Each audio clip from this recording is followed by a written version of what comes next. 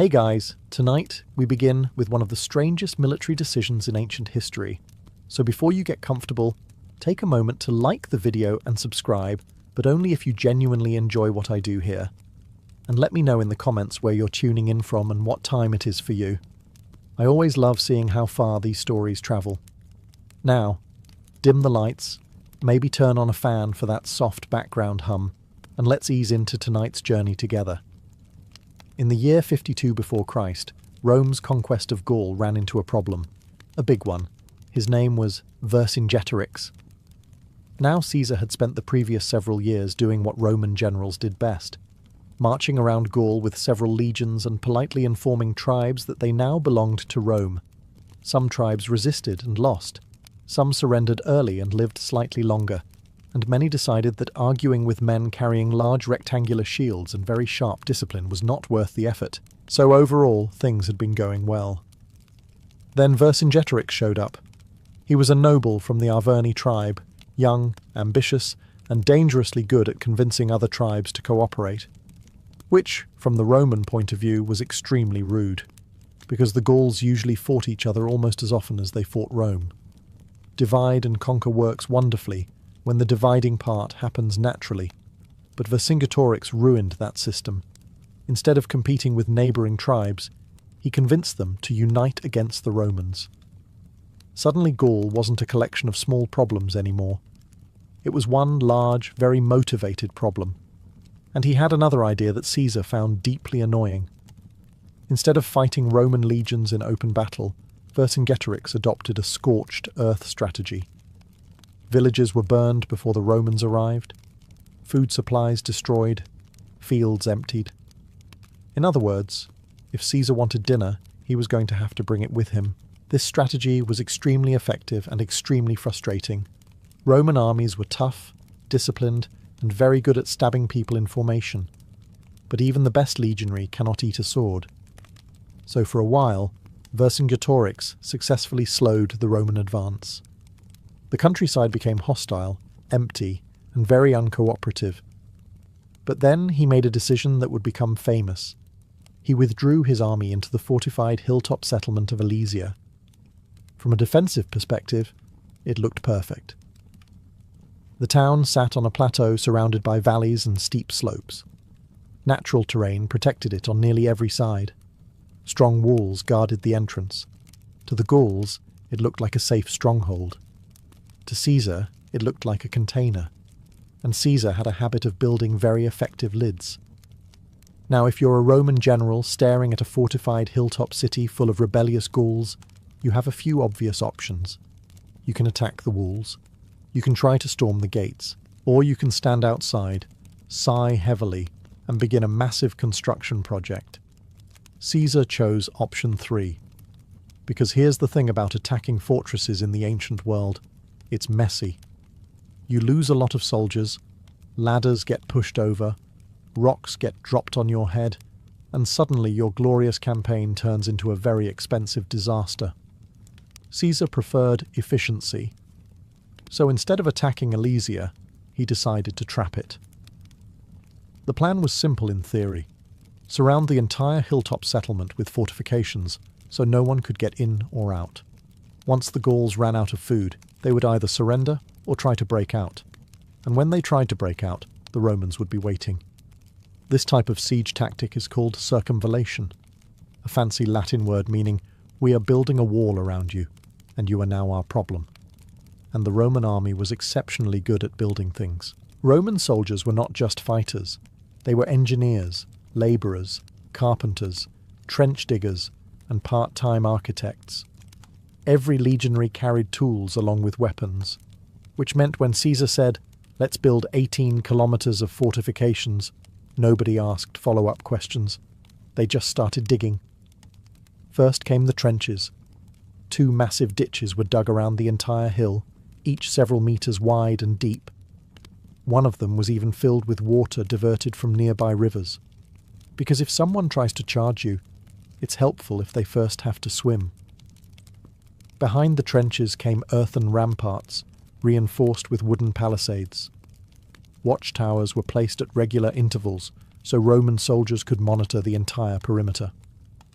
Within weeks, the Romans had constructed a complete ring around Alesia.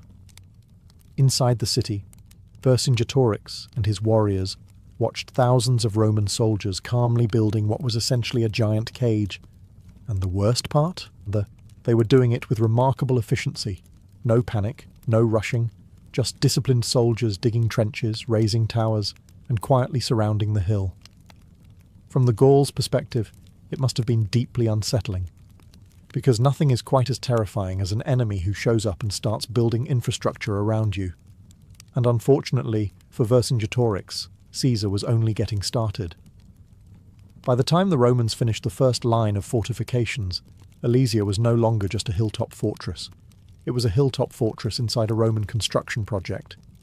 The line of circumvallation stretched roughly 18 kilometers around the plateau. To put that into perspective, that is the length of a modern half-marathon. Except instead of runners, it was trenches, walls, towers, and very tired legionaries with shovels. First came 2 deep ditches dug in front of the Roman ramparts. Each trench was several meters wide. One of them was filled with water diverted from nearby streams. Because if you are planning to charge Roman defences, it is nice to first fall into a moat. Behind the ditches stood the rampart itself, earth piled high and reinforced with timber. On top of the rampart was a wooden palisade lined with sharpened stakes. Every 25 meters or so, the Romans built watchtowers. These towers gave archers and artillery a perfect vantage point over the surrounding fields. Any Gallic warrior trying to escape the fortress would be extremely visible and extremely regrettable. From above, the Roman camp must have looked like a giant ring tightening around the hill. Inside Alesia, the Gauls watched this happen in real time, which is a strange psychological experience. Imagine sitting in your fortress while the enemy slowly builds a fence around you. Not in panic, not in desperation, just calmly measuring, digging, and hammering, day after day. It is the military equivalent of someone quietly locking every door in your house while maintaining eye contact. And Caesar knew exactly what he was doing. He wasn't just trapping the enemy physically, he was trapping them mentally. Because once the ring closed, the situation inside Alesia became very clear. Supplies would run out long before Roman patience did. Roman armies had logistics, supply lines, organization. The Gauls had whatever food had been carried into the city. And food disappears quickly when thousands of warriors and civilians are trapped in the same place. Vercingetorix had hoped Alesia would protect him. Instead, it had become a container. But the Gallic leader still had one advantage. Before retreating into the fortress, he had sent riders across Gaul, messengers calling every tribe to send help. And somewhere beyond the hills, a massive relief army was gathering, which meant Caesar's tidy little siege was about to become much more complicated. Because soon, the Romans would no longer be surrounding their enemy. Their enemy would be surrounding them. For a while, Caesar's plan looked perfect. Alesia was surrounded. The Roman walls were rising quickly. Supplies were secure. The Gauls inside the fortress were trapped, watching their situation slowly deteriorate. From a Roman perspective, this was ideal. All they had to do now was wait. And Roman armies were extremely good at waiting when food was on their side. But then the scouts came back with news, the kind of news that makes a general stare silently at the horizon for a few minutes. The Gallic relief army was coming, and it was large, very large. Ancient sources, particularly Caesar himself, claimed the relief force numbered more than 200,000 warriors. Now historians tend to treat ancient numbers with caution, because generals occasionally exaggerated enemy forces, mostly to make their victories look more impressive. But even if the real number was much smaller, the problem remained serious. Caesar had roughly 60,000 soldiers. That included legionaries, cavalry, and auxiliaries, which meant that if the relief army arrived while the Gauls inside Alesia attacked at the same time, the Romans could find themselves in a very uncomfortable position, surrounded by enemies on both sides. Imagine it. Inside the fortress, Vercingetorix commands tens of thousands of warriors. Outside the walls, another massive Gallic army approaches, and in between them sits the Roman army, politely occupying the worst possible location. It's like volunteering to be the filling in a battlefield sandwich. For most generals, this would be the moment to abandon the siege and retreat. Caesar did not retreat. Instead, he looked at the problem and decided the solution was obvious. He would build another wall. Yes, another one. Because if you are about to be surrounded by enemies, the logical Roman response is apparently to begin another construction project. This second line of fortifications would face outward, protecting the Roman army from the incoming relief force, which meant Caesar's army would soon stand between two giant walls, one facing the enemy trapped inside Alesia, the other facing the enemy approaching from outside. In other words, Caesar was about to lock himself inside the middle of a battlefield, which sounds insane. But Roman engineering had a way of making insane plans work. So Caesar did what any calm, rational Roman general would do when faced with the possibility of being attacked from two directions. He ordered the construction of another wall. This one faced outward. The Romans called this second line of fortifications contravallation, which essentially means a wall built to protect you from the people trying to rescue the people you already trapped. Latin was very efficient like that. Now Caesar's army stood between two massive defensive systems. The inner wall, facing Alesia, kept Vercingetorix and his warriors locked inside the fortress. The outer wall, facing the countryside, would protect the Romans from the incoming relief army. It was a bold solution, also slightly terrifying, because Caesar had effectively placed his entire army inside a giant ring of fortifications with enemies on both sides. If either wall failed, things could become extremely unpleasant very quickly. But Roman soldiers did not panic. They grabbed their tools. Because once again, the Roman army turned into the most disciplined construction crew in ancient history. The second line stretched even farther than the first. Nearly 21 kilometers of trenches, ramparts, towers, and defensive obstacles were constructed, facing outward toward the open countryside. That meant the total length of Roman fortifications around Alesia now approached 40 kilometers. 40 kilometers. That is not a battlefield. That is urban planning. Trenches were dug first, just like before. Behind them rose earthen walls reinforced with timber. Wooden towers were placed at regular intervals so Roman archers could fire down on approaching attackers. The two defensive rings were connected by Roman camps and supply lines. From above, the entire structure must have looked like a massive double circle carved into the landscape. And right in the middle of those circles sat the Roman army, calmly preparing for one of the strangest battles in military history. Inside Alesia, Vercingetorix now faced a grim reality. The Romans had not only surrounded him, they had also prepared for his rescue. And somewhere beyond the hills, the Gallic relief army was marching closer. When they arrived, the Romans would be attacked from two directions at the same time, which meant Caesar had successfully created the world's most dangerous waiting room. Building two walls was impressive, but Caesar knew walls alone were not enough. Because if tens of thousands of Gallic warriors decided to charge those fortifications at the same time, sheer numbers could overwhelm even Roman discipline. So the Romans did what they always did best. They engineered the battlefield itself. In front of the outer walls, Roman soldiers began constructing layers of defensive traps designed to slow, injure, and completely ruin the day of anyone attempting an assault. First came the trenches, deep ditches dug into the earth, wide enough to break the momentum of charging troops. Anyone running toward the Roman ramparts would suddenly find themselves dropping several feet into a muddy obstacle, which is not ideal if someone with a spear is waiting on the other side. Then came the stakes. Thousands of sharpened wooden stakes were driven into the ground at angles. Some were visible, many were hidden. The hidden ones were particularly unpleasant. The Romans dug small pits, placed sharpened stakes at the bottom, and carefully covered them with brush and soil. From a distance, the field looked harmless, until the first warrior stepped forward and discovered gravity. These traps were known by the Romans as lilies, because the sharpened stakes resembled the shape of the flower when seen from above, which is a strangely poetic name for something designed to impale you. And the traps did not stop there. Rows of wooden spikes called kipi were buried with only their sharpened points visible above ground. Anyone trying to advance across the field would find their movement slowed, their formation broken, and their feet suddenly very unhappy.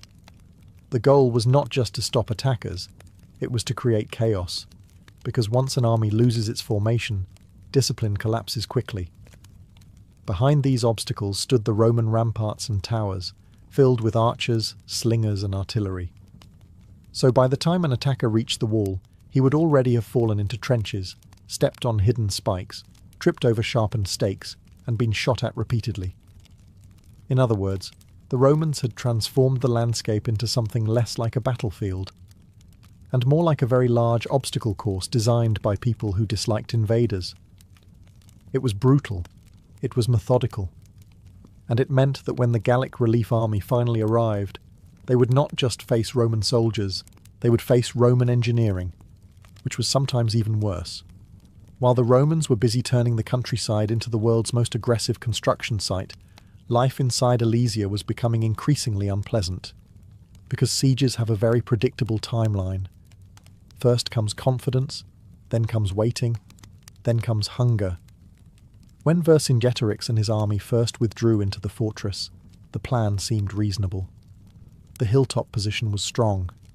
The Romans would struggle to attack the steep slopes, and the Gallic relief army would eventually arrive. All they had to do was hold out. But Caesar had removed the possibility of easy escape, and that meant the real enemy inside Alesia wasn't Roman soldiers, it was food. The fortress contained tens of thousands of warriors, along with civilians who had taken shelter behind the walls. Supplies that might normally last weeks suddenly had to feed an entire trapped population, and food disappears surprisingly fast when thousands of hungry people are involved. Day after day, the Romans continued building, digging, and strengthening their fortifications. From the walls of Alesia, the Gauls could see the siege tightening. No one was coming in. No one was leaving. Eventually, the inevitable happened. Rations were reduced. Animals were slaughtered. Whatever grain had been stored inside the city began to run low, and the situation grew desperate. At some point, the leaders inside Alesia made a brutal decision. The non-combatants would have to leave. Women, children, and elderly civilians were sent out of the city in the hope that the Romans would allow them to pass through the siege lines and find safety. It was a desperate gamble, but Caesar refused. Allowing them through would weaken the siege. The Gauls might attempt to escape alongside them. Supplies could potentially be smuggled back in. So the gates of Alesia closed behind the civilians, and the Roman walls remained closed ahead of them. The result was tragic. Thousands of people were left trapped between the two lines of fortifications, unable to return to the city and unable to pass through the Roman defences. It was one of the darkest moments of the siege. Ancient warfare was not gentle, and while Caesar's strategy was militarily brilliant, it came with a brutal human cost. Meanwhile, the Romans kept waiting, because somewhere beyond the hills, the relief army was still coming, and when it arrived, everything would change. Eventually, the moment everyone had been waiting for arrived. Roman scouts began reporting movement beyond the hills surrounding Alesia, dust clouds on the horizon, columns of warriors approaching from every direction. The Gallic relief army had arrived. For the soldiers inside Alesia, the sight must have felt like salvation. From the walls they could see banners and warbands gathering in the distance. Allies from across Gaul had answered the call. At last, the siege might be broken. For Caesar and his legions, the same sight produced a very different reaction, because now the Roman army was exactly where no army ever wants to be. In the middle. Behind them sat Vercingetorix and the trapped army of Alesia. In front of them stood the newly arrived relief force. 2 enemies, 2 directions, and 1 Roman army caught between them. If the Gauls coordinated their attacks correctly, the Romans could be overwhelmed. It was the nightmare scenario Caesar had anticipated when he ordered the second wall built. And now that nightmare was becoming reality. The Gallic relief army was enormous. Ancient writers described warriors pouring into the valleys around Alesia like a tide. Campfires dotted the hills. Horns echoed through the countryside. The Roman fortifications suddenly looked less like a clever siege and more like a defensive ring holding back a storm. Inside Alesia, morale surged. Vercingetorix knew that if the relief army attacked from outside, while his own warriors attacked from within, the Romans would be forced to fight on two fronts at the same time. Even disciplined legions struggle when enemies are attacking from opposite directions. The plan was simple. The relief army would assault the outer Roman walls. At the same moment, the warriors inside Alesia would launch their own attack against the inner fortifications. The Romans would be squeezed between two massive assaults. If even one section of the Roman line collapsed, the siege would break. Thousands of Gallic warriors would flood through the gap, and suddenly the Roman army would be the one trapped. So now everything depended on the walls, the trenches, the traps, the towers. All the engineering Caesar had ordered in the previous weeks was about to face its first real test. Because the Gallic armies were preparing to attack, from both sides. The first attack came from the outside. At dawn, the Gallic relief army began to move across the valley toward the Roman fortifications. Thousands of warriors advanced in loose formations, shields raised, war horns sounding across the fields. From the Roman towers, the view must have been impressive, also slightly concerning, because no matter how good your walls are, watching a massive army march toward you tends to raise the heart rate. But Roman soldiers had prepared for exactly this moment. As the Gallic warriors advanced, they encountered the first obstacle, the trenches. The front rank suddenly found themselves slowing, bunching together as they tried to cross the deep ditches carved into the earth. And slowing down was the worst thing they could do. From the towers above, Roman archers and slingers opened fire. Arrows began falling into the crowded ranks below. Stones from slings cracked against shields and helmets. Then came the traps. Some warriors tried to move around the trenches, only to step into hidden pits. Others tripped over rows of sharpened stakes buried just beneath the soil. Formations broke apart as men stumbled, fell, or tried to help wounded companions. Momentum disappeared. The carefully engineered Roman defences were doing exactly what they were designed to do, turning a fast, powerful assault into a slow and chaotic crawl. Meanwhile, the Roman artillery joined the fight. Ballistae and scorpions, Roman torsion-powered weapons, fired bolts and stones into the advancing Gallic forces. From the walls, legionaries hurled javelins at anyone who managed to reach the outer rampart. The attackers had expected to fight Roman soldiers. Instead, they were fighting the terrain itself. And the terrain was winning. Wave after wave of Gallic warriors tried to break through the defences, but the traps and trenches shattered their coordination. Without formation and momentum, even a large army struggles against organised defenders. By the end of the day, the first assault failed. The Gallic warriors withdrew to regroup. Inside Alesia, Vercingetorix and his men had watched the entire attack from the hilltop walls. They could see the relief army fighting below, but the Roman defences held. The siege was not broken, but the Gauls were not finished, because the next attack would be far more dangerous. This time the assault would come from both sides at once, and the Romans would have to fight in two directions. After the first assault failed, the Gallic commanders realised something important.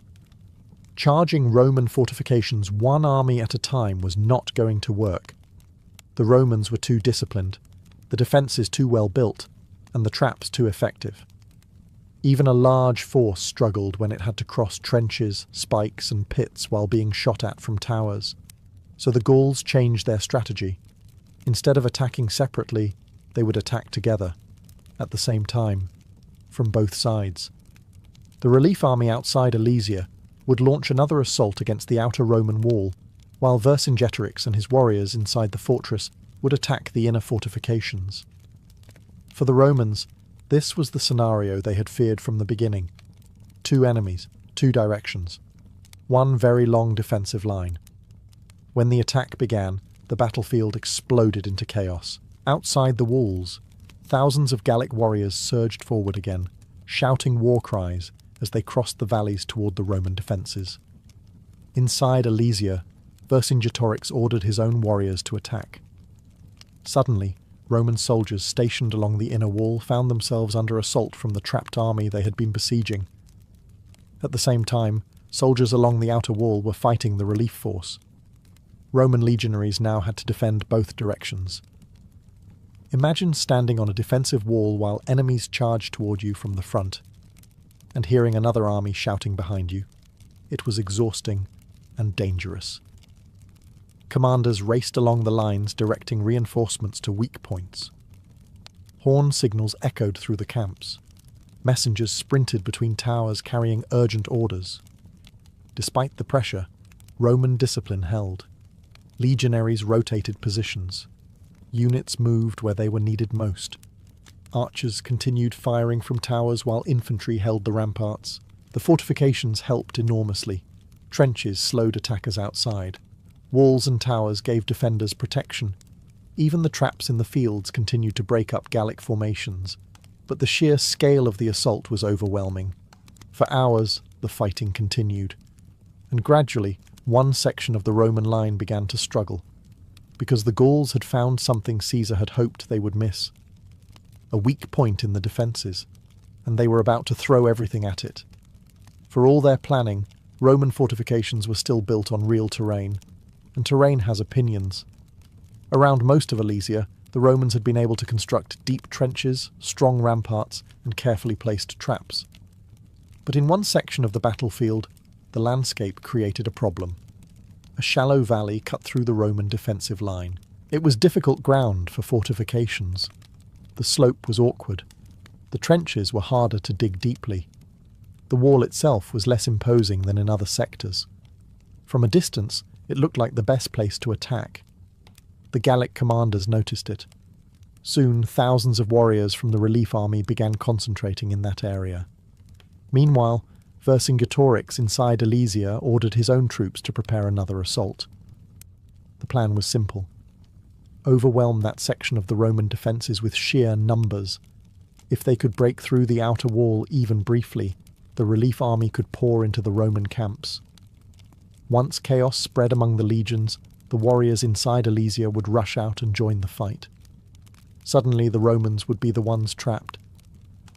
When the attack began, it was massive. War horns sounded across the valley. Thousands of Gallic warriors surged forward toward the weakened Roman sector. Behind them came ladders, shields, and relentless pressure. At the same time, warriors from inside Alesia launched their own assault against the inner fortifications. The Romans were now under simultaneous attack from both directions, and the weak point was starting to buckle. Roman soldiers in the valley fought desperately to hold the rampart. Arrows flew from the towers. Legionaries hurled javelins into the advancing ranks. But the Gauls kept coming. Wave after wave pressed forward. Some fell into trenches. Others climbed over obstacles. Ladders slammed against the ramparts. For the first time during the siege, the Roman line began to bend. And when a defensive line bends too far, it breaks. Messengers raced to Caesar's command post reporting the situation. The sector in the valley was under enormous pressure. If it collapsed, the entire Roman position could unravel. Because once a gap opened in the wall, thousands of Gallic warriors would flood through. At that moment, Caesar made a decision. He would personally ride to the threatened section, and if necessary, he would lead the defense himself. Because sometimes the general has to enter the fight. When the reports reached Caesar's command post, the situation was becoming critical. The valley sector of the Roman defences was under enormous pressure. Thousands of Gallic warriors were attacking the weakened section of the outer wall, while Vercingetorix's forces inside Alesia were launching simultaneous assaults against the inner line. The Romans were being squeezed. For a few tense moments, it looked like the Gallic plan might actually work. But Caesar was not the type of commander who stayed comfortably behind the lines while things fell apart. Instead, he mounted his horse and rode directly toward the most dangerous part of the battlefield. Ancient writers describe him wearing his famous red cloak, which Roman generals often used as a signal of command. From a modern perspective, wearing a bright red cloak while riding into a chaotic battlefield full of angry enemies might not sound like the safest fashion choice. But symbolism mattered. Roman soldiers recognized their commander immediately, and that mattered even more. As Caesar arrived near the threatened sector, he began organizing reinforcements. Fresh units were moved into position. Reserves were ordered forward. Officers were given direct instructions on where to strengthen the line. But Caesar did more than give orders. He made himself visible. He rode along the ramparts where the fighting was most intense, encouraging the soldiers and personally directing the defense. For Roman legionaries, seeing their general on the battlefield was powerful motivation. Caesar had built a reputation for sharing the dangers of his army. He was not a distant commander. He was there. And suddenly, the morale of the Roman soldiers surged. The line that had begun to bend stabilized. Legionaries fought harder. Units held their positions. The attackers still pressed forward in massive numbers, but the defenders were no longer faltering. Meanwhile, Caesar prepared the next move, because holding the wall was not enough.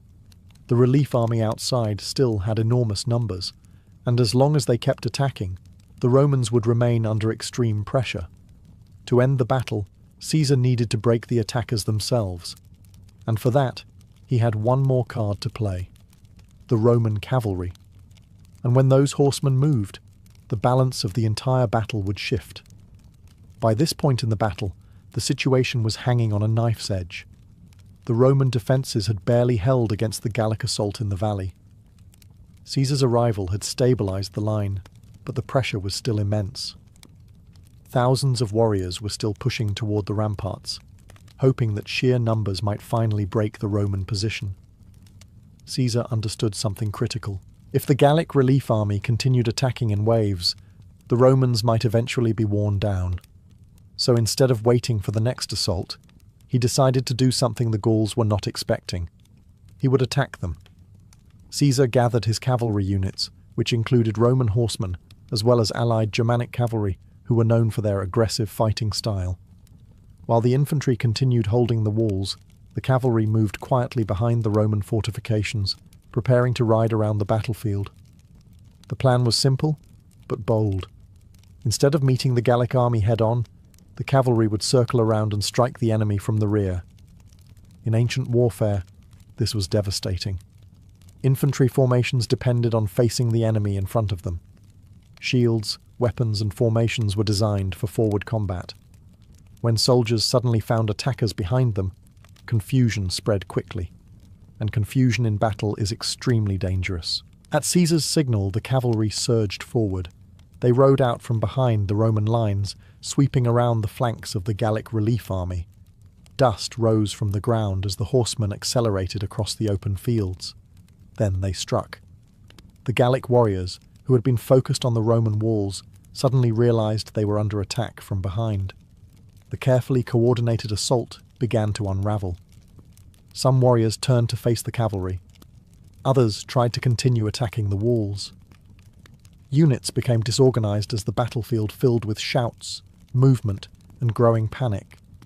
The Romans on the ramparts saw the moment and seized it. Legionaries pushed forward with renewed energy. Missiles rained down from the towers. The defenders, who had been barely holding their ground, suddenly gained the advantage. Within minutes, the Gallic attack began to collapse. And once a large army begins to retreat, the chaos spreads quickly. The relief force started pulling back, which meant the siege of Alesia was about to end. Once the Gallic relief army began to retreat, the entire balance of the battle shifted. In ancient warfare, large armies rarely withdrew in neat, orderly fashion. Once confusion spreads through the ranks, retreat can quickly turn into something much worse: panic. That is exactly what began to happen across the valleys around Alesia. The Gallic warriors, who had been attacking the Roman fortifications, suddenly found themselves under pressure from multiple directions. Roman cavalry was now harassing their rear, while the soldiers on the walls were pushing back harder than before. The carefully coordinated assault dissolved into chaos. Some Gallic units tried to regroup and fight the cavalry. Others began pulling back toward the hills. Messages between commanders became difficult to deliver as the battlefield filled with movement and noise. What had begun as a powerful assault was now becoming a disorderly retreat, and Caesar saw the opportunity immediately. Roman cavalry continued pressing the fleeing warriors, preventing them from reforming their lines. Meanwhile, the legionaries along the ramparts increased their attacks, throwing javelins and launching missiles at the retreating forces. Once momentum shifts in battle, it is very difficult to reverse. The relief army had come to break the siege. Now it was struggling simply to escape. Inside Alesia, Vercingetorix and his warriors watched the events unfold from the walls of the fortress. At first they had seen hope, the arrival of allies, the massive attack on Roman defences. But now they could see something very different. The relief army was leaving. The Gauls outside the walls were withdrawing across the countryside, chased by Roman cavalry. And with that retreat, the last realistic chance of breaking the siege disappeared. Inside the city, the situation had already been desperate. Food was nearly gone. The population was exhausted from weeks of waiting and hunger. Now the final hope of rescue was fading on the horizon. The Roman walls still stood. The relief army was gone. And Alesia was still surrounded. For Vercingetorix, the reality was becoming impossible to ignore. The siege was over. All that remained was the decision of how it would end. The morning after the relief army retreated, Alesia was quiet. Too quiet. For weeks the fortress had been filled with tension, hunger, and the constant expectation of battle. But now the noise of war had faded. The Gallic army outside had vanished into the hills, and the Roman walls still surrounded the city on every side. Inside Alesia, the reality was impossible to ignore. There would be no rescue. The food was gone. The relief army had failed. The Roman fortifications were intact, and the soldiers guarding them were not going anywhere. The siege had done its work.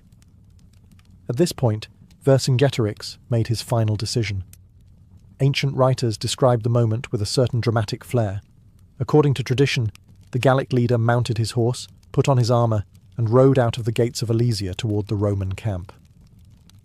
He approached Caesar slowly, surrounded by Roman soldiers who had spent weeks fighting his army. Then he dismounted. Vercingetorix laid down his weapons and surrendered. Some versions of the story say he placed his armour at Caesar's feet before sitting silently in the dust. Whether every detail happened exactly that way is debated, but the symbolism is clear. The leader of the Gallic rebellion had accepted defeat. For Caesar, the victory was enormous. The rebellion that had threatened Roman control of Gaul was crushed. The tribes that had united under Vercingetorix would soon be forced back into submission, and Caesar's reputation as one of Rome's greatest commanders grew even larger. The siege of Alesia became legendary not just because of the battle itself, but because of the strategy behind it. Caesar had surrounded an enemy army with a massive wall. Then he built another wall facing the opposite direction. Instead of choosing between attack or defence, he did both. And when two Gallic armies tried to crush him between them, the Roman legions held their ground. Sometimes history remembers the loudest battles, but sometimes it remembers the strangest decisions. And building two walls in opposite directions turned out to be one of the smartest moves Caesar ever made. As the sun slipped behind the crooked rooftops of Tudor London, the city did not fall quiet. It simply changed its rhythm.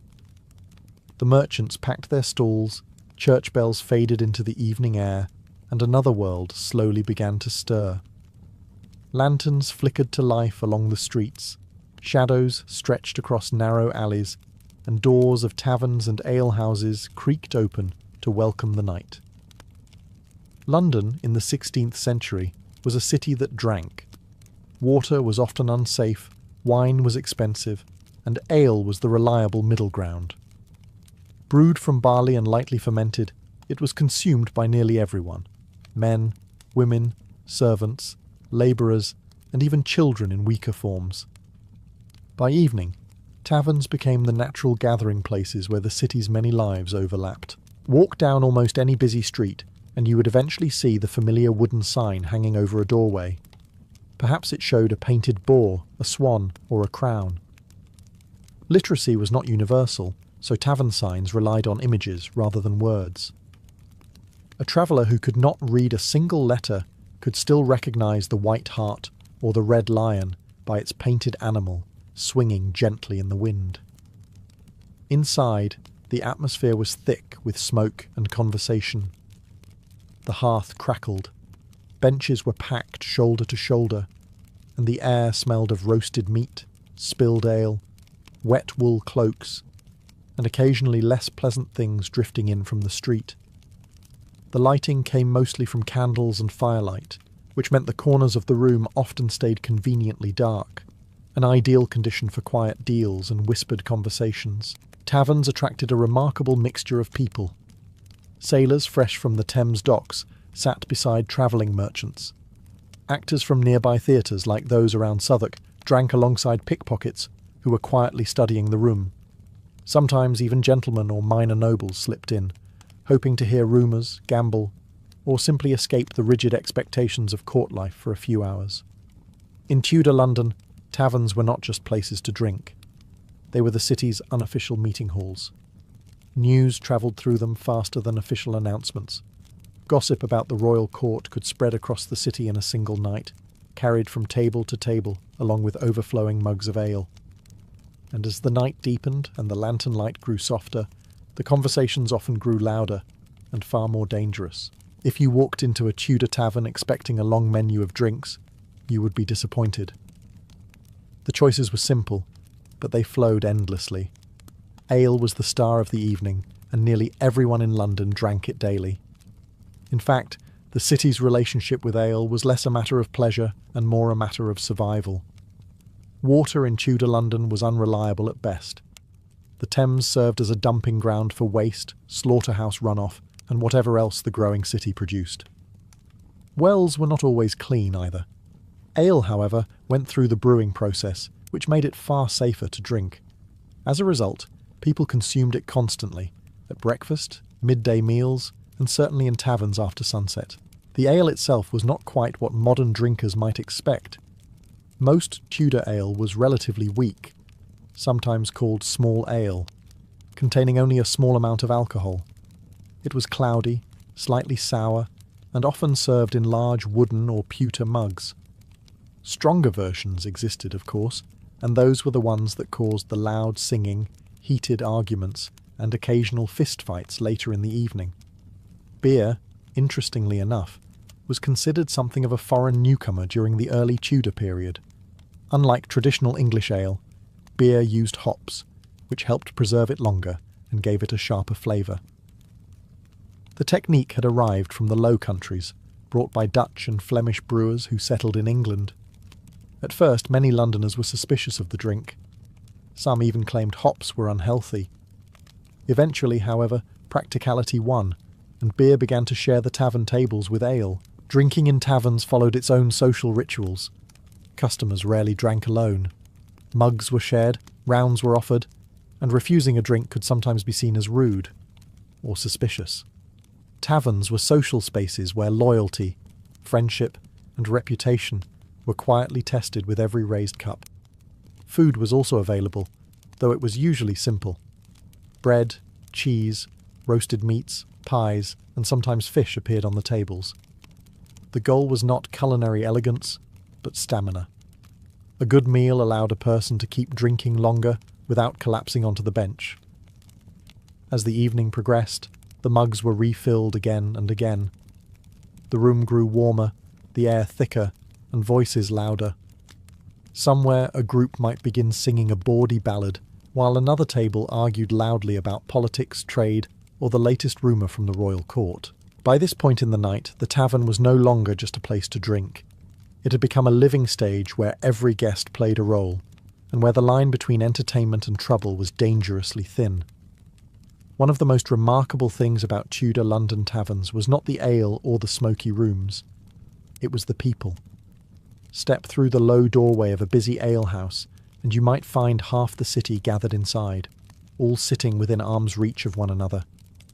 Closest to the door were often the sailors. London was a river city, and the Thames brought ships from across Europe and beyond. Sailors came ashore with heavy boots, foreign coins, and stories that grew more dramatic with every retelling. After weeks at sea, taverns offered warmth, noise, and the comforting promise that someone else would refill the mug. Not far from them sat the labourers of the city. Dock workers, carpenters, blacksmiths, and porters filled the benches after long days of physical work. Their hands were rough, their clothes smelled of sweat and smoke, and their laughter was loud enough to compete with the crackling fireplace. For these men, the tavern was a place to unwind and complain about wages, bosses, and the endless demands of the growing city. But the taverns were not only for the working class. Travelling merchants also gathered there, spreading maps across tables and discussing deals that stretched from London to Antwerp or Venice. News of markets, trade routes, and prices often circulated in taverns long before it reached official channels. Actors were another familiar sight, especially in the districts near the theatres of Southwark. Performers from stages that hosted plays by figures like William Shakespeare often ended their evenings in nearby taverns. After hours of performing heroic kings and tragic lovers, they relaxed over mugs of ale, loudly criticising rival actors or joking about the audiences. Of course, where there were crowds and coins, there were also thieves. Pickpockets quietly drifted through taverns, studying which patrons were the most distracted. A sailor celebrating too enthusiastically, or a merchant flashing his purse too openly, might soon discover that London hospitality had its limits. Even the occasional gentleman or minor noble might appear. Some came in disguise, eager to experience the lively chaos of the tavern without the rigid etiquette of court life. Others came simply to listen. Taverns were perfect places to hear gossip about politics, royal decisions, or the latest scandal spreading through London. By midnight, the tavern was a strange mixture of worlds. Honest workers, ambitious traders, theatrical dreamers, criminals and curious nobles all shared the same smoky air. And in that crowded room, alliances could form just as easily as trouble. Step inside a Tudor tavern on a busy evening, and the first thing you would notice was not the people. It was the atmosphere. The room itself seemed alive. Firelight danced along dark wooden beams, candles flickered on crowded tables, and a thick haze of smoke drifted slowly beneath the ceiling. Most taverns were not large buildings. Many were converted houses or small purpose-built structures squeezed into London's narrow streets. The ceilings were low, the floors uneven, and the walls often darkened by years of smoke from the hearth. Windows were small and rarely opened during colder months, which meant that once the room filled with customers, the air quickly became heavy with warmth, smoke, and the unmistakable smell of spilled ale. At the centre of the room usually stood a large fireplace. This hearth served several purposes. It provided light, warmth, and sometimes a place where simple food could be cooked. Meat might roast slowly over the fire while pots of stew bubbled nearby. The glow from the flames cast shifting shadows across the room, giving everything a slightly dramatic appearance, as if the entire tavern were part of a theatre stage. And the noise was constant. Conversations overlapped in every corner. Sailors shouted stories over each other while merchants debated trade prices. Dice clattered across wooden tables as gamblers leaned forward, studying the roll with intense concentration. Somewhere near the door, a group might burst into a rough drinking song, their voices slightly out of tune but enthusiastically loud.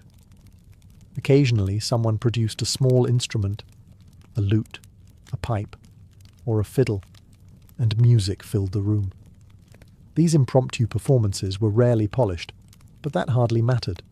The goal was entertainment, not perfection. The tavern keeper moved constantly through this chaos. His job was part innkeeper, part referee. He served drinks, collected coins, settled small arguments, and kept an eye on anyone who seemed likely to start a fight. A good tavern keeper knew his regular customers well and could sense trouble long before the first punch was thrown. Behind the counter stood barrels of ale stacked carefully along the wall. Each mug filled from those casks carried the same promise: warmth, company, and perhaps a little too much courage. As the evening deepened, the candles burned lower and the laughter grew louder. The tavern had become its own world, a smoky island of noise and fire in the middle of London's dark streets. And like many lively worlds, it balanced constantly between celebration and chaos. By the time the candles had burned halfway down and several rounds of ale had been poured, the mood inside a Tudor tavern often shifted from simple drinking to entertainment. Taverns were not quiet places where people politely sipped their drinks. They were lively arenas of games, wagers, and risky amusement. One of the most common sounds you might hear was the clatter of dice against a wooden table. Dice games were wildly popular in Tudor London. They required almost no equipment, could be played quickly, and offered the thrilling possibility of sudden profit. Two men might lean over a table while a small crowd gathered around them, watching the cubes tumble across the wood. Coins were placed in the centre before each throw. A lucky roll could double a man's money in seconds. An unlucky one could leave him staring miserably at an empty purse. Cards were another favourite pastime. Playing cards had spread across Europe during the late Middle Ages, and by the Tudor period they were firmly established in tavern culture. Simple games filled the evenings, but these games rarely remained friendly for long. When money entered the picture, tempers often followed. Gambling itself existed in a strange legal position. The authorities did not entirely approve of it, especially when large sums of money were involved. Yet taverns quietly allowed it, because it attracted customers and kept the mugs moving. As long as the wagers remained somewhat controlled, most tavern keepers were willing to look the other way. Of course, not everyone relied on luck alone. Skilled gamblers learned to read their opponents just as carefully as they watched the dice or cards. Some developed reputations as dangerous players, men who seemed almost unnaturally fortunate night after night. Whether this success came from skill, observation, or clever cheating was often a matter of debate. Cheating certainly existed. Marked cards, weighted dice, or subtle hand tricks occasionally turned a fair game into a quiet theft. When such tricks were discovered, the results were rarely pleasant. A shouting match might erupt, benches could be overturned, and fists would soon follow. Yet gambling was only one part of tavern entertainment. Storytelling competitions, drinking challenges, and bawdy songs were equally common. A group of regulars might challenge one another to see who could finish the strongest ale without losing their balance, or their dignity. These games gave taverns their unpredictable energy. At one table, laughter echoed across the room as a lucky gambler celebrated his winnings. At another, a man stared grimly at the empty space where his coins had once been. And somewhere nearby, someone was always ready to turn a simple game into a very serious dispute. In Tudor London, taverns were far more than places to drink or gamble. They were information centres. Long before newspapers existed, and long before official announcements reached the public, news travelled through taverns like wildfire. A traveller arriving from another town might step into a tavern simply to warm himself by the fire.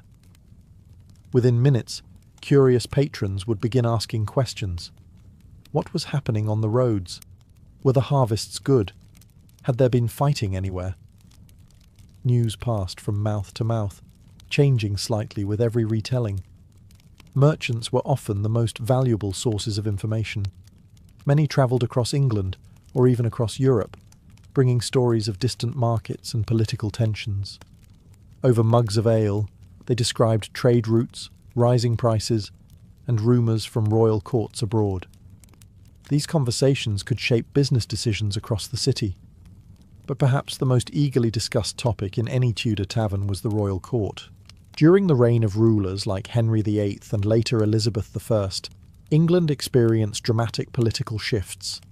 Marriages, executions, religious changes and rivalries among nobles constantly fueled public curiosity.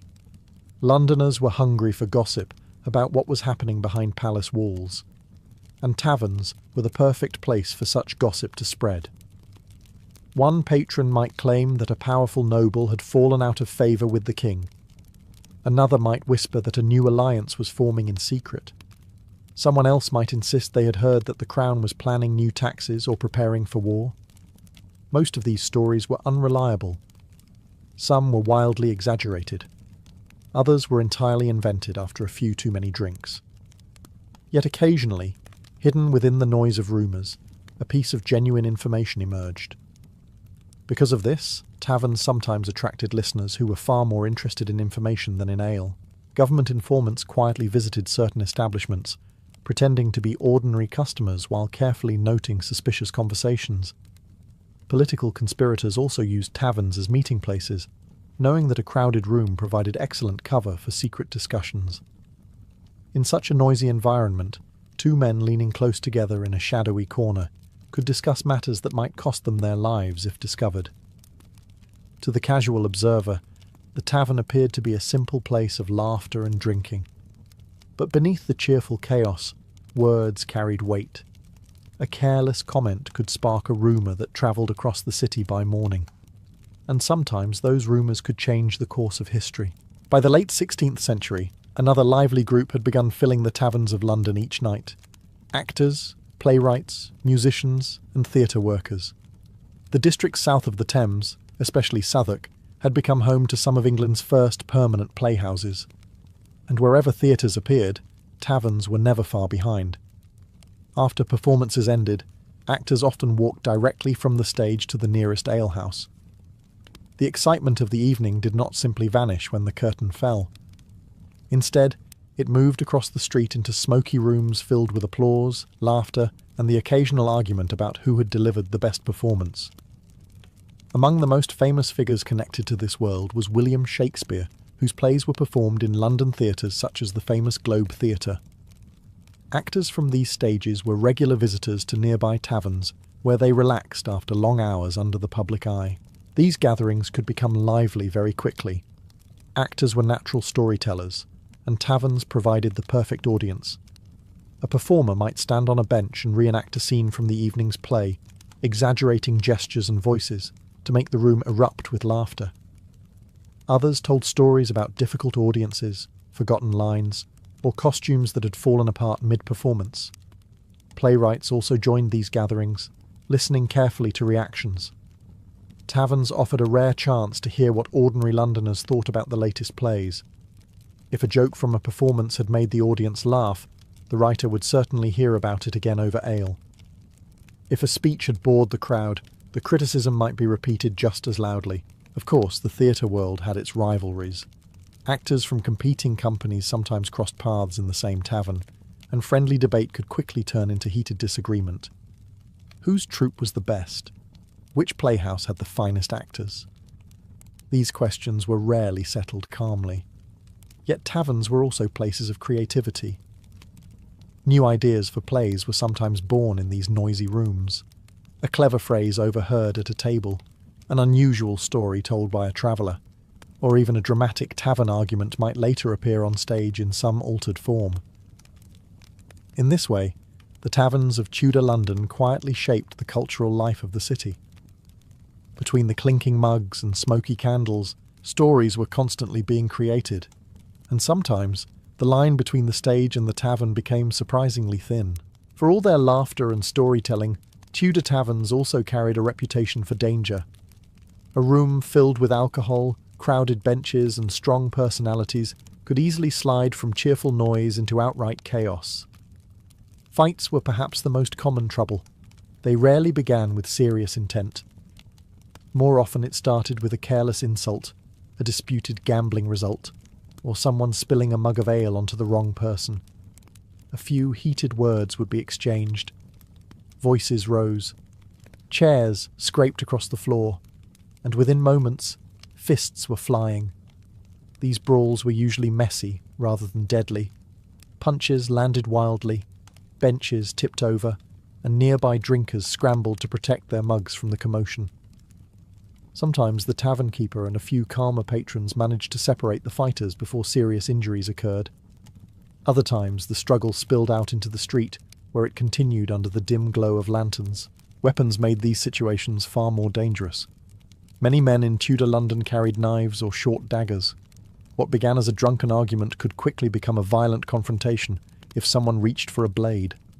Authorities worried constantly about taverns turning into breeding grounds for crime. And crime certainly found its way inside these walls. Pickpockets worked carefully through crowded taverns, watching for moments when customers were distracted by games or conversations. A purse hanging loosely from a belt could disappear in seconds. Some thieves worked alone, slipping silently through the crowd. Others operated in small groups, distracting a victim while an accomplice quietly removed his coins. More organised criminals also used taverns as meeting points. Smugglers, fences dealing in stolen goods, and shady middlemen often preferred noisy alehouses for business discussions. The crowd provided cover, and no one paid much attention to two men quietly discussing a suspicious trade in the corner. Because of this, local authorities sometimes kept a watchful eye on popular taverns. Constables might patrol the streets nearby, especially later in the night when the most trouble tended to occur. Occasionally they entered taverns themselves, hoping to catch criminals in the act. Yet taverns remained open and busy despite these risks. Londoners accepted the occasional fight or theft as part of the atmosphere. After all, a lively tavern was always a little unpredictable. And that unpredictability was exactly what kept people coming back night after night. As the night crept toward its final hours, even the liveliest Tudor taverns began to slow. The fire burned lower in the hearth, candles melted into small pools of wax, and the once roaring room gradually softened into tired conversation and scattered laughter. By this point, many customers had already left, stumbling into the narrow streets of London with unsteady steps. Sailors headed back toward the docks. Labourers returned to cramped homes where morning work would arrive far too soon. A few unlucky gamblers walked away poorer than when they arrived, silently calculating how they might explain the missing coins. Inside the tavern, the last guests lingered over their mugs. These late-night conversations often took on a different tone. The loud arguments and singing had mostly faded. Instead, small groups spoke quietly about their worries, ambitions, or regrets. A merchant might discuss an uncertain trade voyage. A young actor might dream about performing before the royal court someday. A weary craftsman might simply enjoy a final moment of warmth before returning to the cold streets outside. The tavern keeper, meanwhile, began the long process of closing for the night. Empty mugs were collected from tables. Spilled ale was wiped from the floor. The remaining candles were snuffed out one by one. The barrels were checked and sealed, ready for the next evening's crowds. Outside, London itself was growing quieter. The great city that had roared with noise only hours earlier now rested beneath a thin layer of mist rising from the Thames. Night watchmen walked the streets with lanterns, calling out the hour and keeping a cautious eye on any lingering troublemakers. Eventually, the tavern keeper reached the door. One final glance around the room confirmed that the benches were empty and the hearth had been safely reduced to glowing embers. The heavy wooden door was pulled shut, the latch secured, and the sign outside creaked gently in the night breeze. For a few hours, the tavern would sleep. But only for a little while. Because in Tudor London, these taverns were more than simple drinking establishments. They were the beating heart of the city's social life. Within their smoky walls, friendships were formed, rumours were born, business deals were made, and sometimes history quietly shifted direction. And when the next sunset arrived, the doors would open again, ready for another night of ale, laughter, gossip, and the unpredictable drama of London life. In the medieval imagination, a knight was supposed to be the very picture of strength. He wore polished armour, rode a powerful horse, and charged into battle beneath banners and trumpets. Knights were symbols of courage, prestige, and noble warfare. But the knights of the Order of St. Lazarus lived a life that looked very different from this romantic image. Their story began not on a battlefield, but in a hospital. During the 12th century, the Crusader states established a network of hospitals in the Holy Land to care for pilgrims and wounded soldiers. Among them stood a hospital in Jerusalem dedicated to St. Lazarus, the biblical figure associated with sickness and miraculous healing. This institution had a very particular purpose. It cared for victims of one of the most feared diseases of the medieval world, leprosy. Leprosy terrified medieval society. The disease slowly damaged the skin, nerves, and limbs, often leading to disfigurement. Because people believed it spread easily, those diagnosed with it were often separated from their communities. Many were forced to live in isolated hospitals or leper houses far from towns and cities. The Hospital of St. Lazarus became one such refuge. Within its walls lived not only ordinary patients, but also knights who had once fought in the Crusades. Some of these men had contracted leprosy during military campaigns in the harsh climate of the eastern Mediterranean. Returning home was often impossible. Society feared them, and many communities refused to accept anyone carrying the disease. But these knights refused to abandon their identity as warriors. Instead, they formed a new brotherhood within the hospital. They took religious vows similar to those of other crusading orders and organized themselves under a military structure. Thus emerged one of the most unusual orders of the Crusader world, the Knights of St. Lazarus. Their lives combined two roles that seemed almost contradictory. They lived as monks, following daily prayers and religious discipline.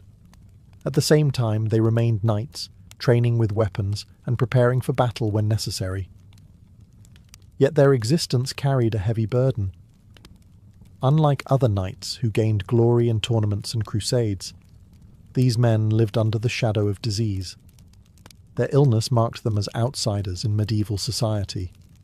Even among crusaders, they often faced quiet fear or uncomfortable distance. And still, despite the isolation and the suffering, the Knights of St. Lazarus continued to serve. They cared for the sick, defended the Crusader states when needed, and created a brotherhood where men rejected by society could still live with purpose, dignity, and faith. For the Knights of the Order of St. Lazarus, daily life began long before the sun rose over Jerusalem. Like many religious orders of the medieval world, their day started with prayer. In the quiet hours of early morning, the brothers gathered in the chapel, their voices echoing softly through the stone halls as they recited psalms and prayers. Faith was not simply a ritual for these men. For many, it was the foundation that allowed them to endure both illness and isolation. After prayer came the practical duties of the hospital. The Order of St. Lazarus was responsible for caring for those suffering from leprosy, and this work required constant attention. Patients needed help dressing wounds, cleaning infected sores, and managing the slow physical decline caused by the disease. Medieval medicine had little ability to cure leprosy, but care and compassion could ease the suffering of those living with it. The knights themselves often assisted in this work. Unlike most hospitals of the time, where the sick were treated by separate attendants, many members of the order were also patients. Some knights had only mild symptoms, while others were further along in the disease. Yet within the order, their illness did not strip them of dignity or status. They remained brothers, sharing both responsibility and hardship. Despite living in a hospital, the order never abandoned its martial identity. Training continued whenever possible. Those knights still strong enough practiced with swords, lances and shields in courtyards within the complex. Discipline remained strict. The order followed rules similar to those of other Crusader brotherhoods, such as the Knights Templar and the Knights Hospitaller, emphasizing obedience, communal life, and religious devotion. Meals were taken together in a shared hall, usually simple but nourishing. Bread, vegetables, and occasionally meat formed the foundation of their diet. Conversation during meals was often quiet, sometimes accompanied by readings from religious texts. Yet beneath the routine, every night lived with the same uncertain reality. Leprosy progressed slowly, but relentlessly. Some men could serve actively for years before the disease weakened them. Others declined far more quickly. The hospital was not only a place of service, but also a place where many would eventually face death. Still, within these walls, the Knights of St. Lazarus found something that much of medieval society denied them. They found brotherhood. and that brotherhood gave meaning to lives that might otherwise have been defined only by illness. At first glance, the Knights of the Order of St. Lazarus seemed unlikely warriors. They lived in hospitals, cared for the sick, and many among them suffered from leprosy themselves. Yet despite this, the order maintained a strong military identity and occasionally took part in the brutal conflicts of the Crusader world. The Crusader states in the Holy Land constantly faced threats from powerful neighbouring forces. Warfare was a regular part of life, and every available knight could become valuable in times of crisis. Even the brothers of St. Lazarus, marked by illness, were sometimes called upon to fight. When this happened, the knights prepared themselves like any other Crusader order. They wore armour, carried shields bearing the green cross associated with their brotherhood, and mounted horses for battle. Many had once been experienced warriors before their illness, and their training did not disappear simply because they had entered a hospital. To other soldiers, however, their presence could be unsettling.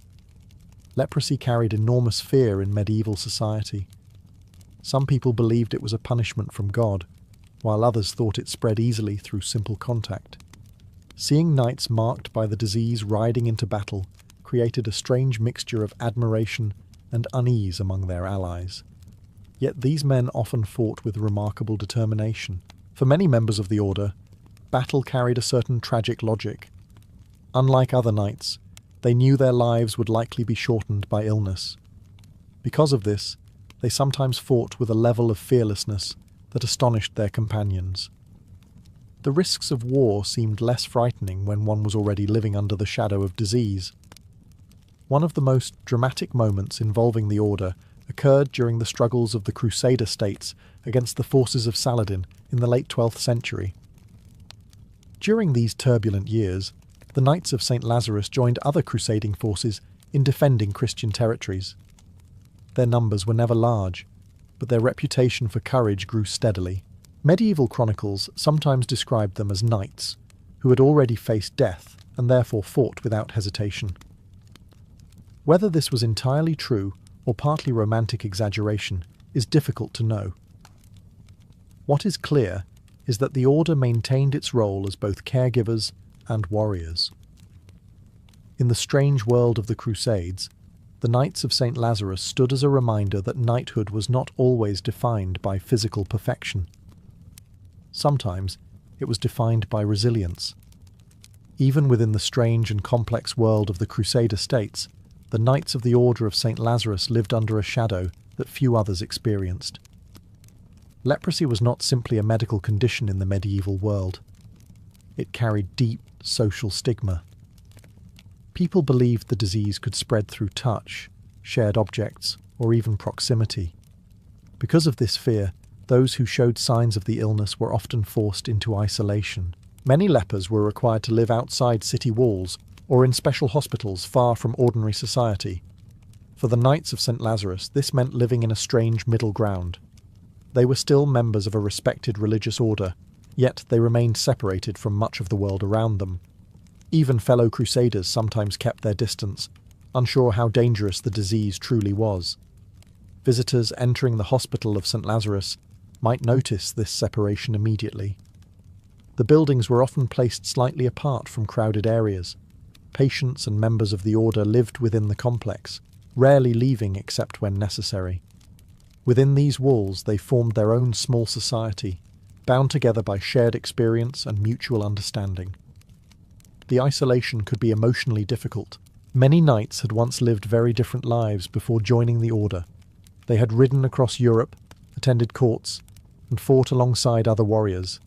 Now they lived in a quieter world of prayer, hospital care, and limited contact with outsiders.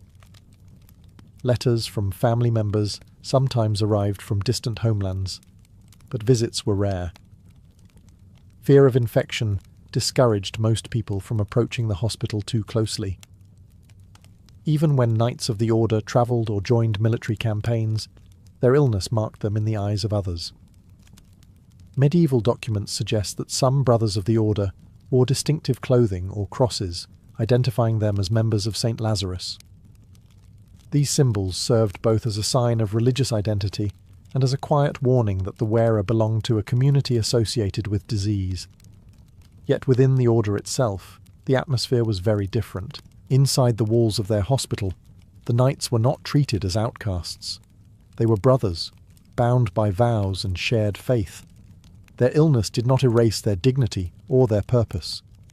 And perhaps that sense of belonging was the most powerful medicine the order could offer in a world that often turned away from the sick. Life for the Knights of the Order of St. Lazarus was not chaotic or loosely organised. Like many religious military brotherhoods of the medieval world, their existence was governed by a strict set of rules that shaped every part of their daily lives. These rules resembled those followed by other crusading orders, such as the Knights Templar and the Knights Hospitaller. The Brothers of St. Lazarus lived under vows of obedience, poverty, and religious devotion, combining the discipline of monks with the structure of a military unit. At the head of the order stood the master. The master governed the community, organised its military responsibilities, and ensured that the rules were followed. Beneath him were various officers responsible for managing the hospital, supplies, and the daily organisation of the Brotherhood. Every knight had a defined role within the order, which helped maintain stability in a community where illness was always present. Discipline was taken seriously. The knights were expected to live modestly. Personal wealth was discouraged, and possessions were often shared communally. Clothing was simple, usually consisting of a dark robe or tunic marked by the green cross associated with St. Lazarus. Armour and weapons were maintained carefully, but used only when necessary. Meals were also governed by the rule. The brothers gathered together in a common dining hall where food was distributed equally. Meals were simple by the standards of medieval nobility: bread, vegetables, sometimes fish or meat, and watered wine or ale.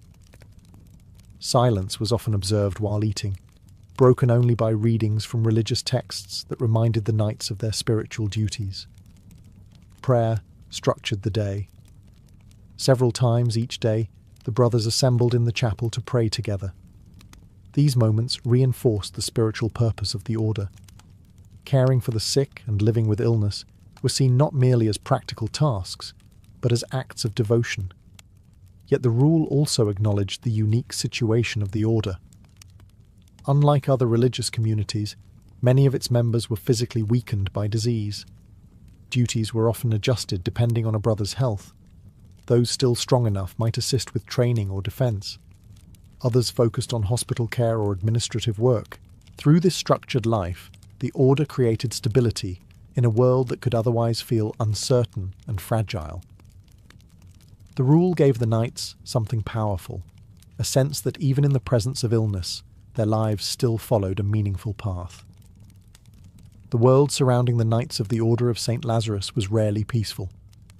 Their hospitals and monasteries existed in the heart of the Crusader states, territories constantly threatened by war.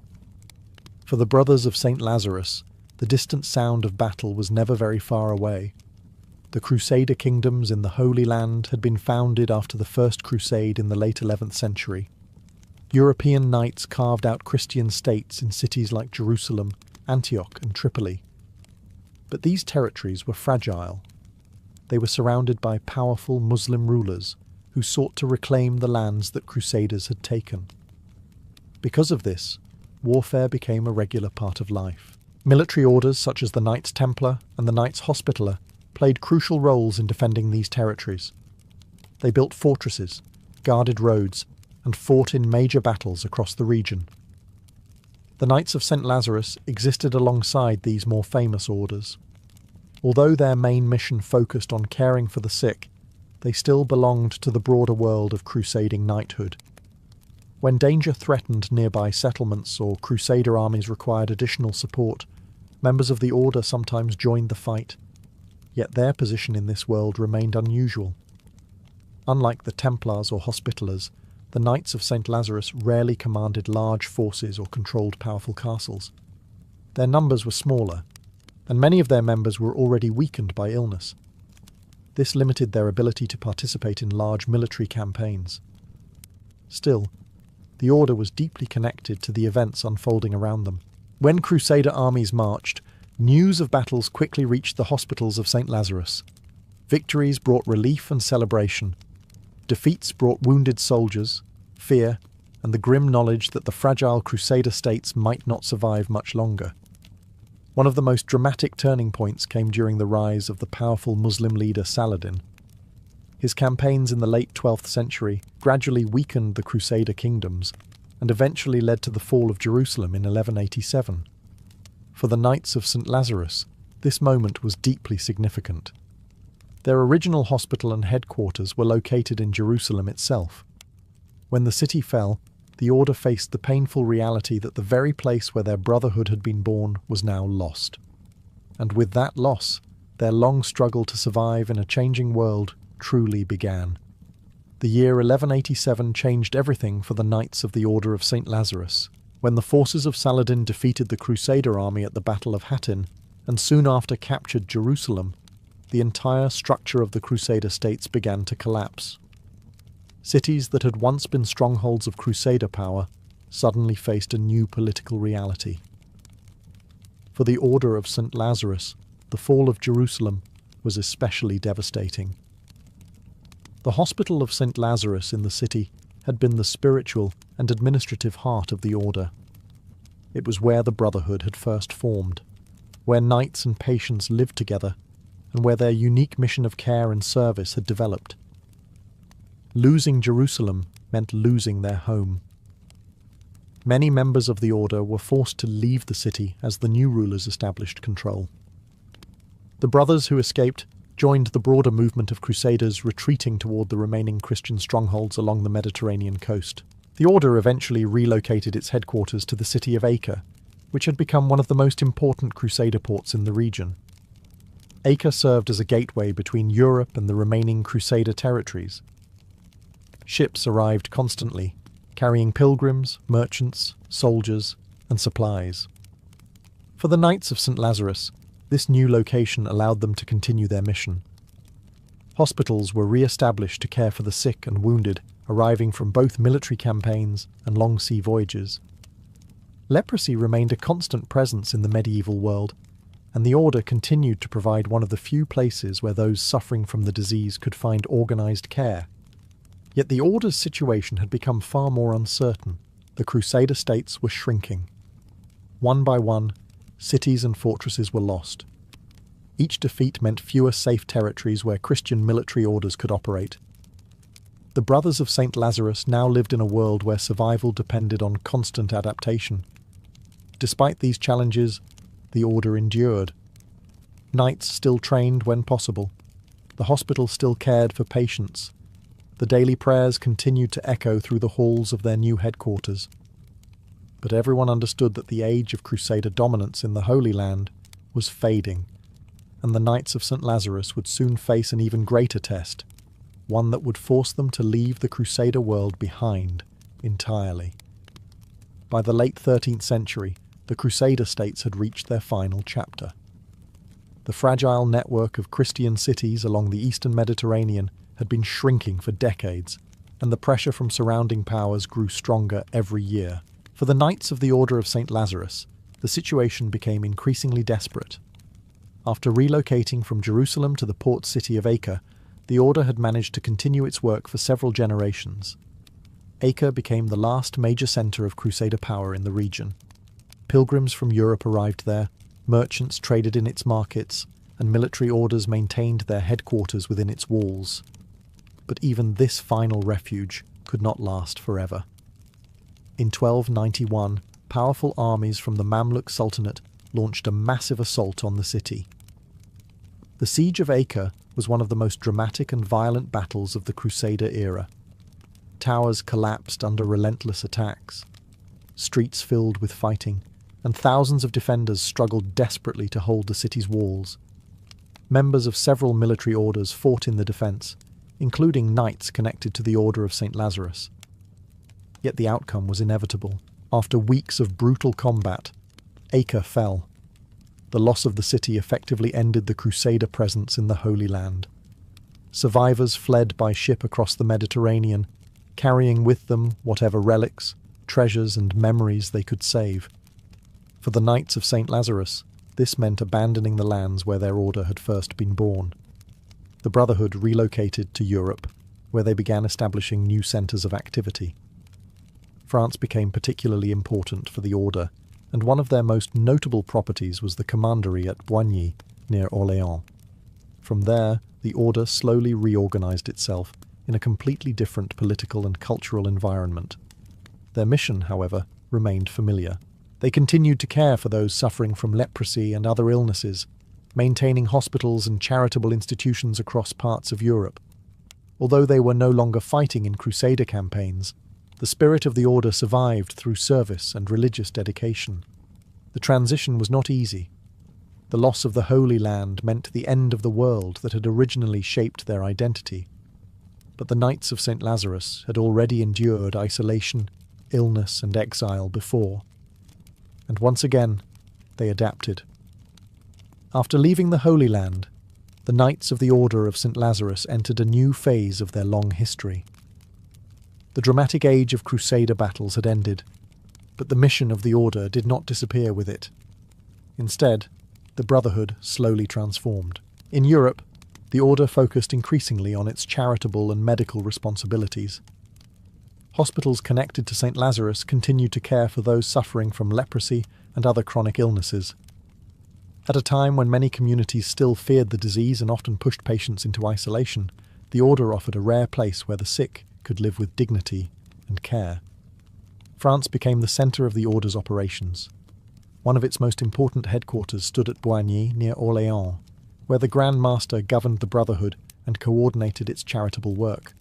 From this base, smaller houses and hospitals connected to the Order operated in several regions of Europe. Although the crusading world had disappeared, the identity of the Knights did not vanish completely. Members of the Order still wore the green cross associated with St. Lazarus, a symbol that had represented both their faith and their unusual history. The Order continued to recruit members and maintain its religious structure, though the role of battlefield knights gradually faded as European warfare changed. Over time, the presence of leprosy in Europe began to decline. As the disease became less common, the original mission of caring specifically for lepers slowly evolved into broader charitable activities.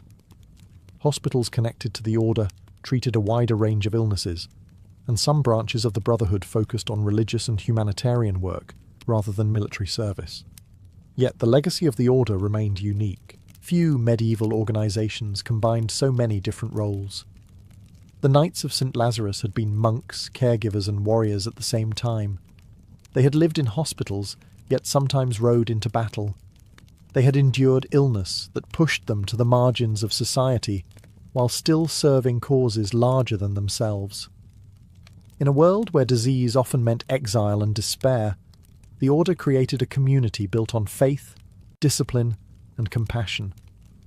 Their story reminds us that medieval knighthood was not always about shining armour and battlefield glory. Sometimes it was about courage of a quieter kind, the courage to care for the sick, to live with suffering, and to continue serving others even when the world turned away. Long before perfume became associated with elegant boutiques, luxury brands, and glass bottles on dressing tables, scent belonged to religion. The earliest perfumes were not designed for romance or fashion. They were created for the gods. In the ancient world, fragrance was believed to carry spiritual power. When aromatic plants or resins were burned, the rising smoke was thought to lift prayers toward heaven. Sweet scents drifting through temple halls created an atmosphere that felt sacred and mysterious. In many cultures, the presence of fragrance signaled that a ritual was taking place and that the divine world was being invited into human space. Some of the earliest and most sophisticated perfume traditions developed in ancient Egypt. Egyptian priests became skilled in preparing fragrant substances using ingredients gathered from across Africa and the Near East. Resins such as frankincense and myrrh were among the most valued materials. These substances were harvested from trees in distant lands and transported along long trade routes to Egyptian temples. Once they arrived, the resins were carefully processed. They might be crushed into powders, mixed with oils, or burned as incense. The results filled temple chambers with rich, smoky aromas that were believed to please the gods. fragrance was considered a sign of divine purity. Statues of deities were often anointed with perfumed oils during rituals, just as living priests were cleansed before entering sacred spaces. In Egyptian belief, good scent represented order, beauty, and divine favour. Unpleasant smells, on the other hand, were associated with decay and chaos. But perfume did not remain limited to temples. Members of Egypt's wealthy classes began using scented oils in everyday life. Noble men and women applied perfumed balms to their skin and hair. During banquets and celebrations, guests sometimes wore small cones of scented wax on their heads. As the wax slowly melted in the warmth of the evening, fragrant oils dripped down and released sweet aromas into the air. Perfume became a subtle symbol of status. The ability to wear fine scents meant access to rare ingredients brought from distant lands.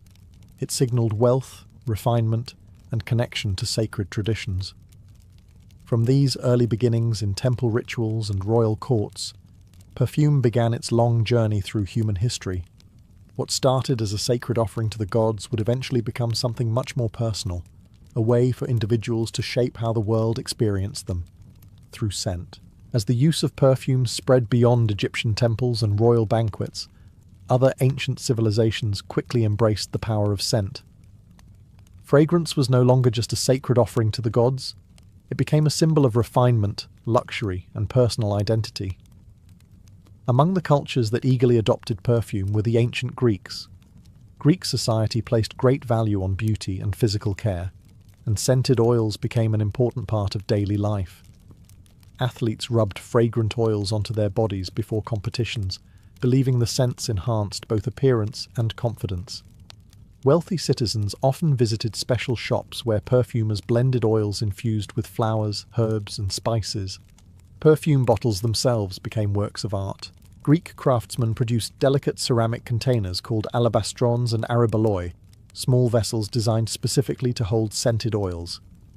These containers were often decorated with painted scenes of mythology, daily life, or athletic contests. The fragrance inside might contain ingredients such as rose, iris, marjoram, or thyme, carefully infused into olive oil. Perfume also carried symbolic meaning. In Greek culture, scent was associated with both pleasure and divine presence. Many temples burned incense during rituals, continuing traditions that had begun centuries earlier in Egypt and Mesopotamia. Sweet fragrance drifting through sacred spaces reminded worshippers that the gods favoured purity and beauty. When the Roman world rose to power, the love of perfume grew even stronger. The Romans embraced fragrance with remarkable enthusiasm. Scented oils appeared in nearly every aspect of elite life.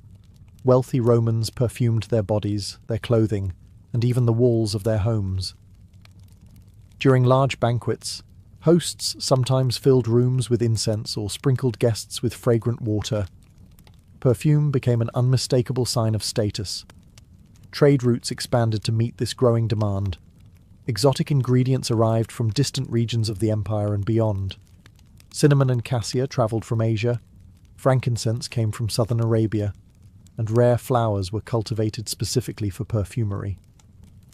Roman writers occasionally criticized this obsession with fragrance.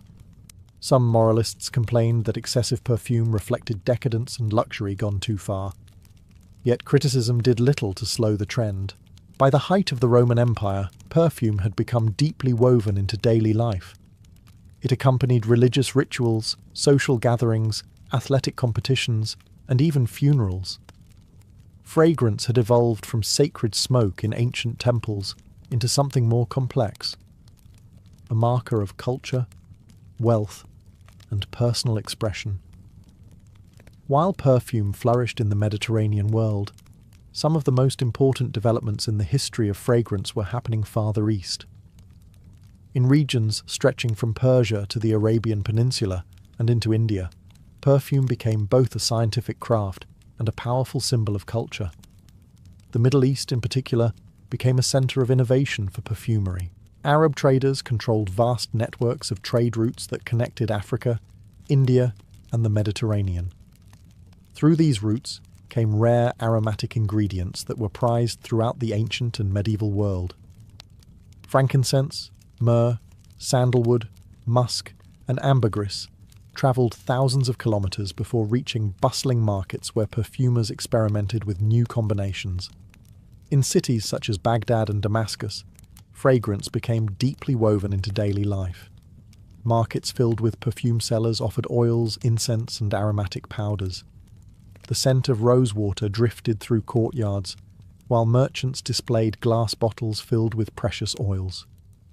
Wealthy households often used perfume not only on the body, but also in homes, clothing, and even letters. One of the most important breakthroughs came during the Islamic Golden Age. The Persian scholar Avicenna developed improved techniques for distillation, allowing perfumers to extract delicate fragrances from flowers more effectively than ever before. One of the most famous results of this innovation was rosewater, which became widely used across the Middle East and eventually Europe. Distillation changed perfumery dramatically. Before this technique, fragrances were usually created by soaking plants in oils or burning resins. Distillation allowed perfumers to capture the pure essence of flowers, producing lighter and more complex scents. This scientific advancement laid the foundation for many modern perfume techniques. Perfume also played an important role in religious and social customs. In Islamic culture, cleanliness and pleasant scent were considered signs of respect and spiritual preparation. Fragrant oils were often used before prayer, while incense and aromatic woods were burned in homes and public gatherings. Musk and amber became especially valued, symbolizing both luxury and refinement. As trade expanded, these innovations slowly traveled west. Perfume knowledge carried by merchants, scholars, and travelers eventually reached medieval Europe. Along with spices, silk, and precious stones, fragrance became another treasure moving along the great trade networks of the world. And with it came new ideas about how scent could shape both culture and identity. After the fall of the Roman Empire, much of Europe entered a period where perfume became less common in everyday life.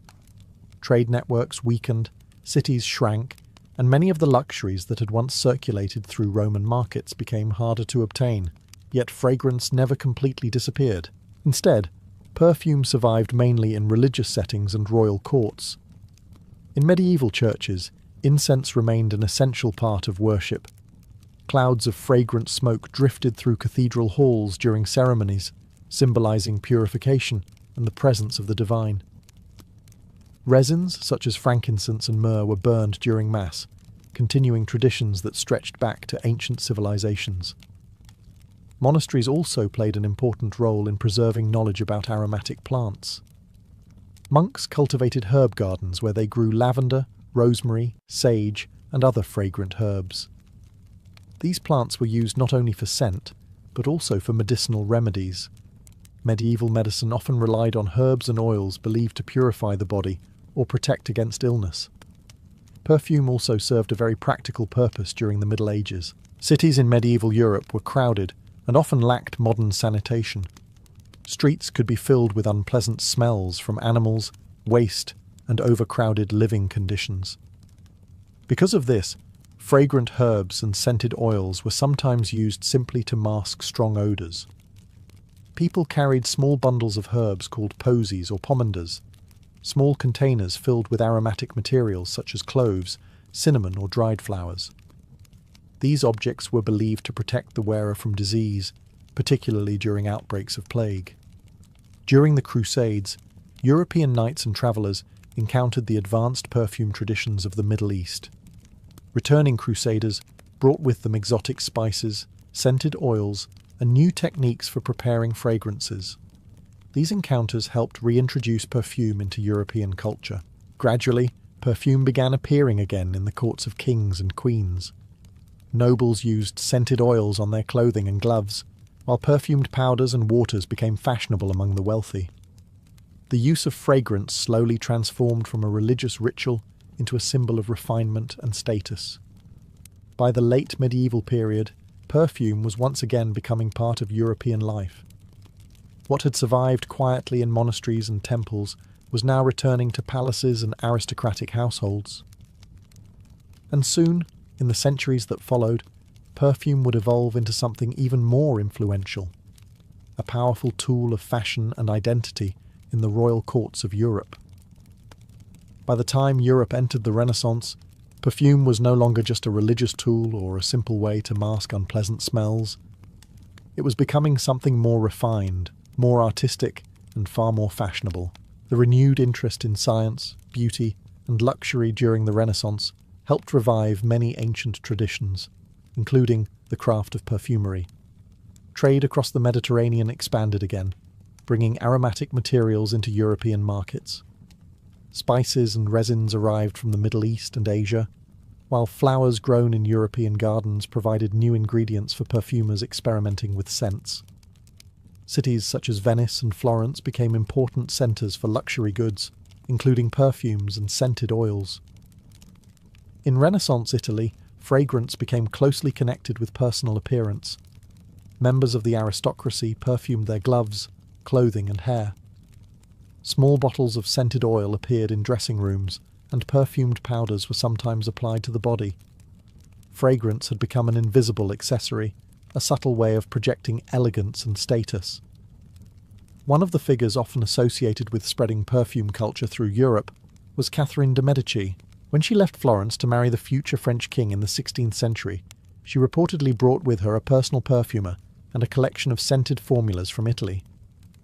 At the French court, perfumes soon became part of aristocratic fashion. Gloves, fans, and even letters were sometimes lightly scented. Perfumers themselves began to gain professional recognition. Instead of simply mixing oils in small workshops, specialized artisans emerged who focused entirely on creating and refining fragrance. These early perfumers experimented with blending floral scents, spices, and resins to produce more complex combinations. During this time, the techniques of distillation that had spread from the Islamic world became widely used in Europe. These methods allowed perfumers to extract delicate aromas from flowers such as roses, orange blossoms, and jasmine. Perfume was also tied closely to hygiene, or at least the Renaissance understanding of it. Bathing habits varied widely during this period, and scented products were sometimes used to create a sense of cleanliness or freshness. Perfumed gloves, pomanders, and scented cloths allowed nobles to carry pleasant fragrance with them throughout the day. By the end of the Renaissance, perfume had clearly moved beyond its sacred origins. It had become a cultural language of elegance and refinement, and nowhere would that language grow louder than in the royal courts of France. By the 17th century, perfume had become more than a luxury. In the royal courts of Europe, especially in France, fragrance turned into an essential part of aristocratic life. It was no longer merely pleasant, it was fashionable, political, and even theatrical. Nowhere was this more visible than at the court of Louis XIV. The king ruled from the magnificent Palace of Versailles, a place famous for its elaborate ceremonies, extravagant clothing, and strict social rituals. Versailles was not just a royal residence, it was a stage where status, beauty, and influence were constantly displayed. Perfume played a major role in this environment. The palace itself was often filled with fragrance. Courtiers wore scented gloves, powdered wigs, and perfumed garments. Rooms were sometimes filled with incense or aromatic herbs to create pleasant atmospheres during gatherings and celebrations. There was also a practical reason for the popularity of perfume. Despite the grandeur of Versailles, sanitation in the 17th century was far from modern standards. Large numbers of people lived and worked inside the palace, and bathing was not as frequent as it would become in later centuries. Perfume helped mask unpleasant smells while adding an air of refinement. Because of this demand, France soon became the centre of European perfumery. The town of Grasse in southern France developed into one of the most important perfume-producing regions in the world. The area's climate allowed farmers to grow large quantities of fragrant flowers such as jasmine, rose, and lavender. Local craftsmen initially produced scented gloves for aristocrats, but over time the industry expanded into full perfume production. Distillation techniques improved, and perfumers experimented with increasingly complex scent combinations. At court, fragrance also carried social meaning. A particular scent could become associated with a powerful noble or royal figure. Wearing a distinctive perfume helped create a personal identity within the crowded world of aristocratic society. In a place where appearance mattered enormously, scent became part of one's reputation. Visitors to Versailles often remarked on the overwhelming mixture of fragrances drifting through its halls. It was a world where politics, luxury, and perfume blended together. And as French culture spread across Europe, so too did the idea that scent could define elegance, power, and personal style. By the 18th and 19th centuries, perfume was no longer limited to royal courts and aristocratic circles. The craft of fragrance had begun transforming into a full industry, supported by expanding trade networks, scientific discoveries, and growing demand from the emerging middle classes of Europe. France remained the centre of this transformation. The town of Grasse, which had originally produced scented gloves for aristocrats, evolved into the heart of European perfumery. Fields surrounding the town filled with roses, jasmine, lavender, and orange blossoms. These flowers were harvested early in the morning when their fragrance was strongest, then processed in workshops where perfumers carefully extracted their aromatic oils. For the first time, perfume production became organised on a larger scale. Techniques improved dramatically during this period. One of the most important developments was the method known as enfleurage, where flower petals were placed on layers of fat to slowly absorb their fragrance.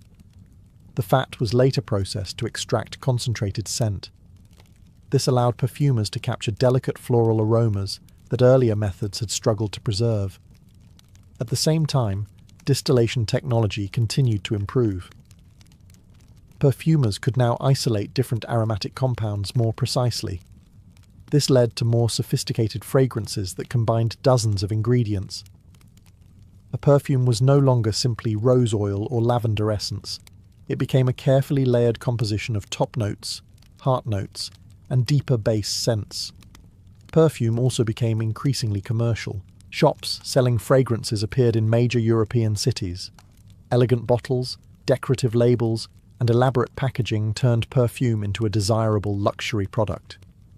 People began buying scent not only for personal use, but also as gifts and fashionable accessories. One of the figures who helped shape modern perfumery was Pierre-François Pascal Guerlain. His perfume house created fragrances for European royalty and helped popularize the idea of signature scents. A carefully crafted fragrance could become closely associated with a particular person, event, or era. During the 19th century, chemistry also began influencing perfume creation. Scientists discovered ways to produce synthetic aromatic compounds in laboratories. These new materials allowed perfumers to create scents that did not exist naturally, greatly expanding the possibilities of fragrance design. By the end of the century, perfume had moved far beyond temples and royal courts. It had become an industry, one blending art, science, and commerce into something entirely new. As the 19th century gave way to the 20th, perfume entered an entirely new era. What had once been handcrafted mixtures of natural oils and flowers was now becoming something far more complex, shaped by science, fashion, and modern industry. One of the biggest changes came from chemistry. During the late 19th century, scientists began isolating and producing synthetic fragrance molecules in laboratories.